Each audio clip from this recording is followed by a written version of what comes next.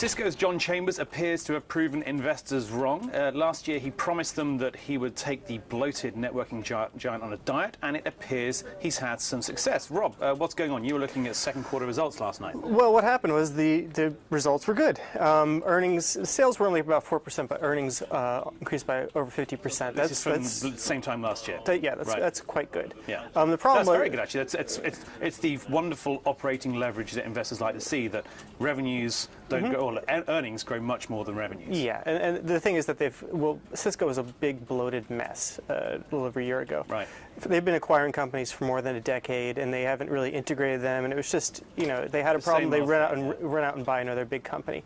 So what they've done since the past year, they were coming under some pressure. They decided to kind of make everything fit together better and focus on their core business. Right. So that meant they've shed a lot of jobs and shed some jobs. Try to actually make the pieces of kit work together as right. opposed to just kind of selling individual things.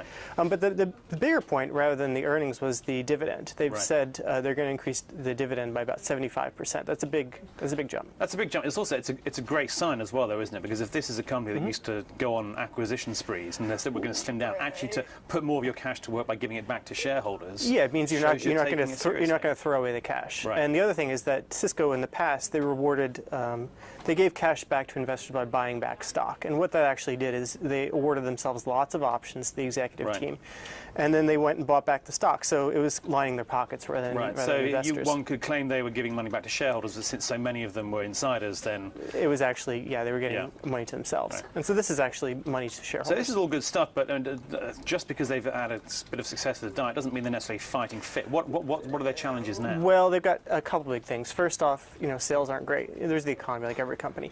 The bigger thing is something called network virtualization. What that is that you'll be able to program your network as opposed to each individual router or switch. Right. And what that means is it basically turns them into commodities. So instead of being this something you buy for $1 million or something, it'll be actually quite cheap to buy these things, and that won't be good for a company. So that like Cisco. undermines their revenue. So what do they do about that? Go on another acquisition spree?